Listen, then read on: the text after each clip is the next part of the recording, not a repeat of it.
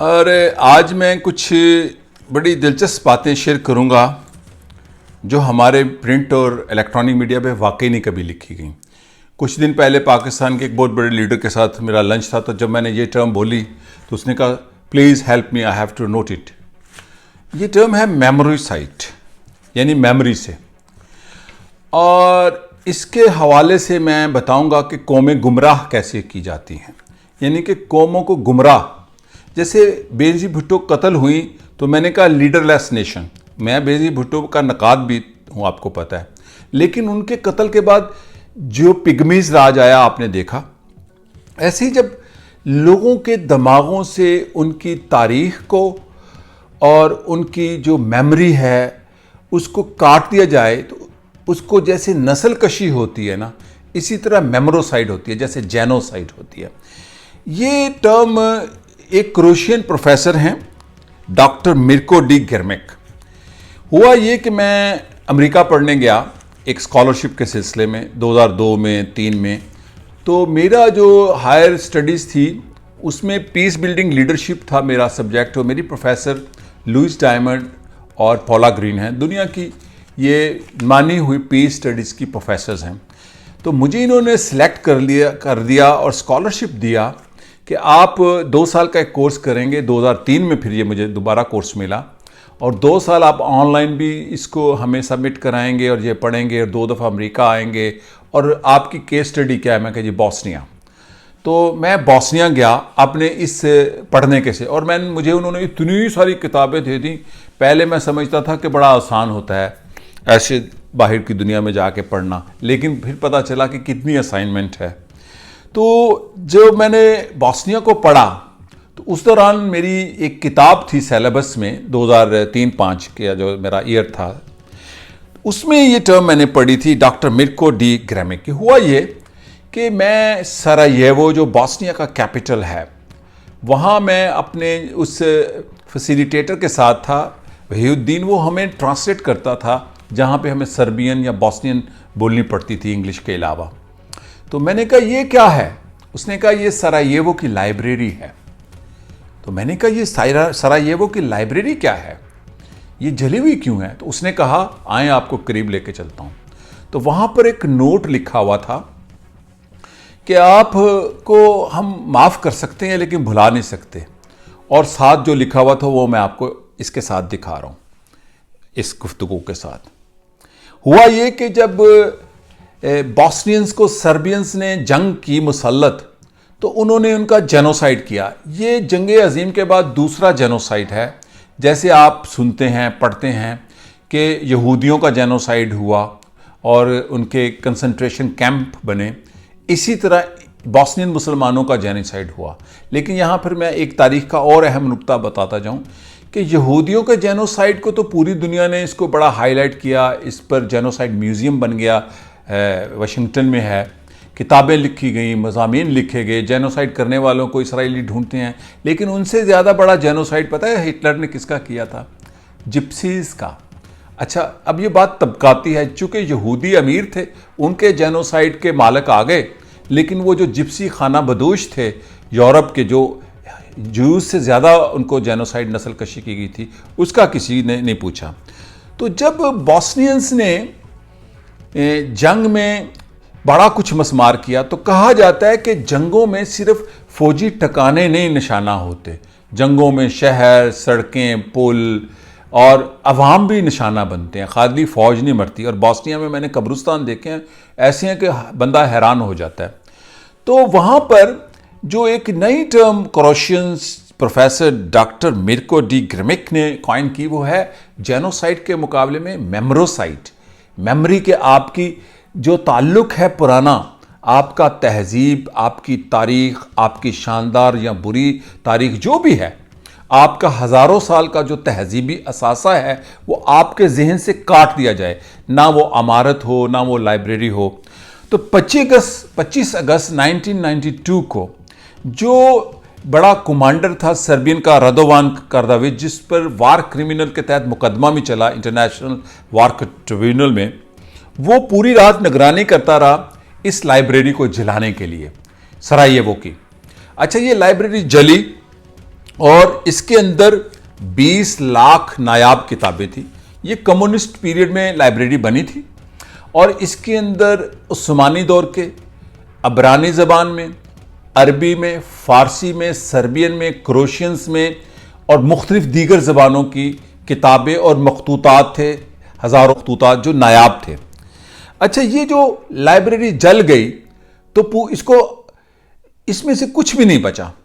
लेकिन इस लाइब्रेरी को जलाने के अलावा वहाँ क्या किया सर्बियंस ने, उससे पहले 10 मई 1992 को ओरिएंटल इंस्टीट्यूट को जला दिया। अब इसमें भी इस्लामी दस्तावेज़ात और मखतूतात किताबें जो ऑटोमन पीरियड की थी, अरबी की थी, फिर हिब्रू की थी, फिर बोस्नियन ज़बान की थी और इसके साथ 195 मज़ीद लाइब्रेरीज बोस्नियंस की जलाई गई। अच्छा, ये जो लाइब्रेरीज जलाई गई और इस तरह उनके बड़े बड़े इंस्टीट्यूट, थिएटर, ओपेरा, ये सारे उनको जला दिए गए इसलिए कि वो अपने शानदार माजी से मुनक़ता हो जाएं। एक तरफ जेनोसाइड का क्या फार्मूला था और होता है, जेनोसाइड में जो विक्टिम होते हैं वो नौजवान बच्चे होते हैं ताकि अगली नस्ल ना आए, फिर प्रोफेशनल्स होते हैं, डॉक्टर्स, इंजीनियर्स, साइंटिस्ट, रिसर्चर्स।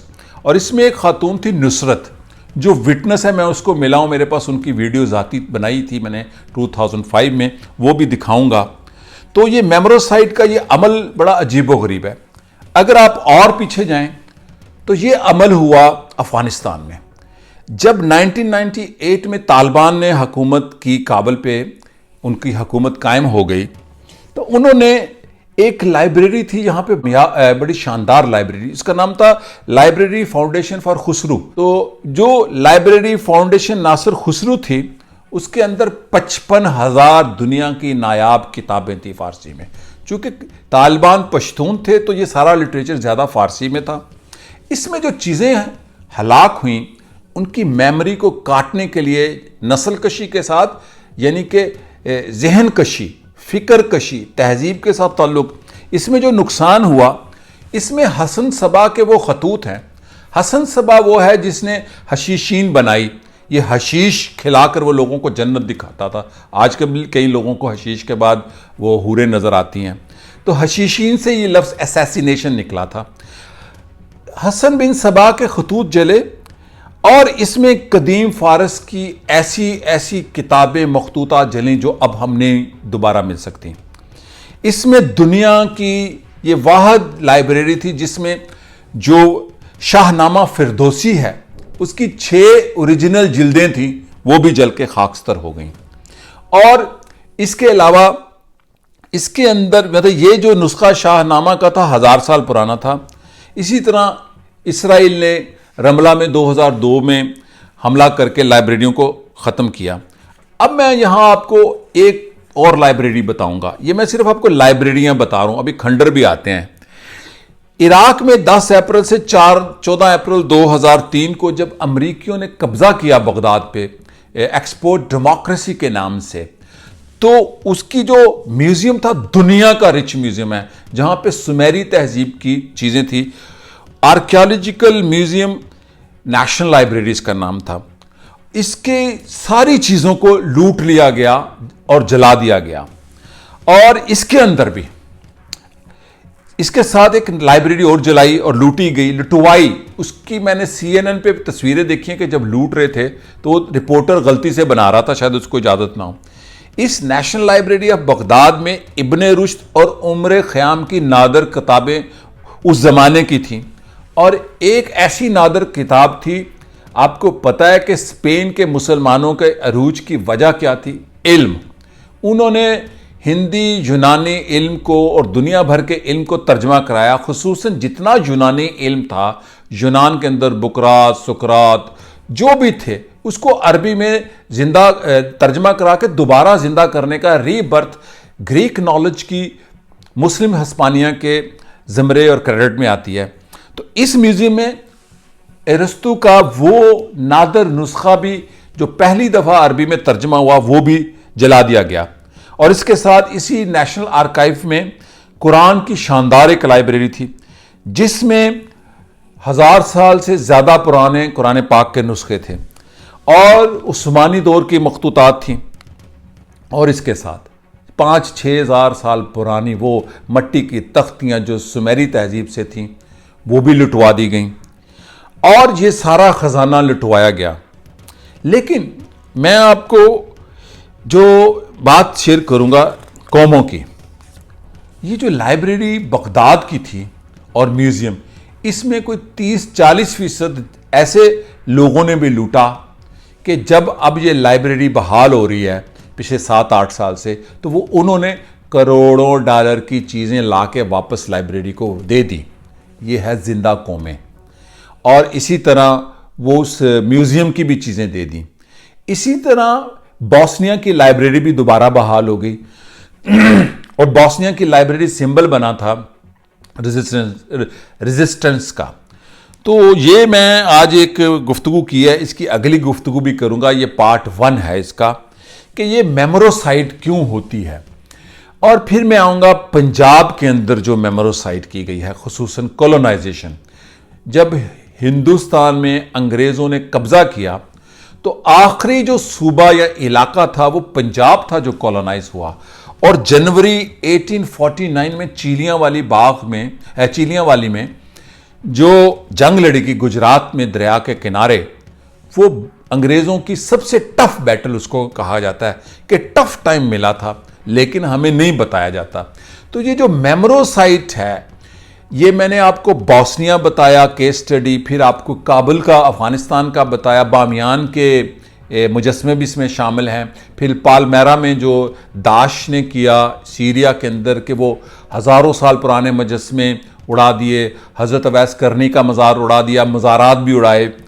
तो ये जो 3 मैंने बेसिकली केस स्टडीज़ आपको बताई हैं, इस केस स्टडीज़ के साथ मैं जोड़ूंगा अगली वीडियो में, वो भी देखिएगा कि सिंध, पंजाब, बलूचिस्तान, कश्मीर, बिल्तिस्तान जो हमारा पाकिस्तान है, और खैबर पख्तूनख्वा, कि हमारी मेमोरोसाइट कैसे की गई है।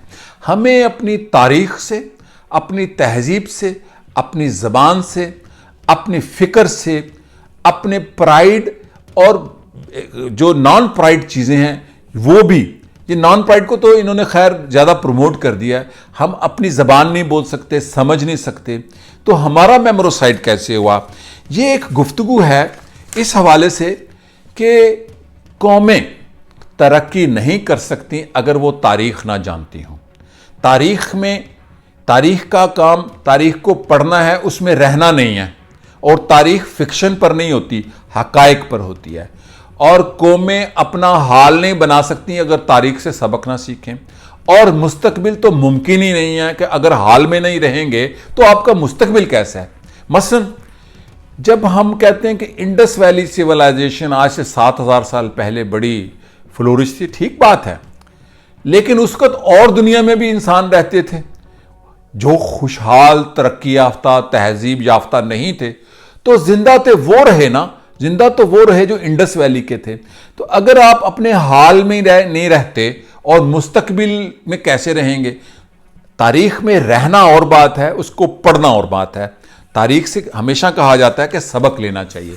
और मैं इसको जोड़ूंगा उस तहजीब से जो अनातोलियन तहजीब है, कि यहाँ पर कितनी तहजीबें हुई, और आज का तुर्की जो इस तहजीब के ऊपर खड़ा है, जहाँ पे बैजेंटीनियन, रोमन, लीडियन, लीसियन, हेटाइट्स, दुनिया की बड़ी तहजीबों की अमाजगारा है ये।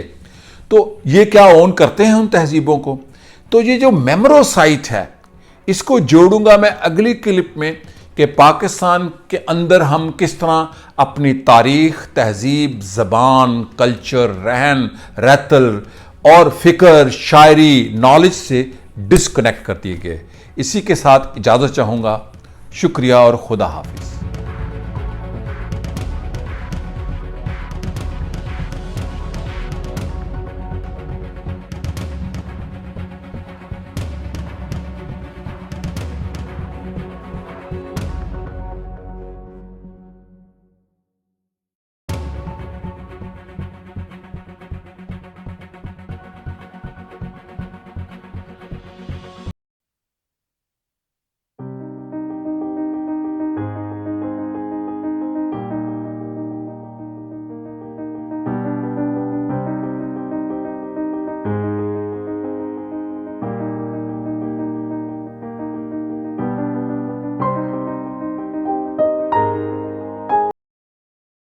killing the identity of others. How could this happen to monuments that have survived the ravages of the environment? المتحف الوطني العراقي أحدى المؤسسات التي تعرضت للسرقة والتدمير بعد احتلال العراق عام 2003. آلاف السنين من التاريخ.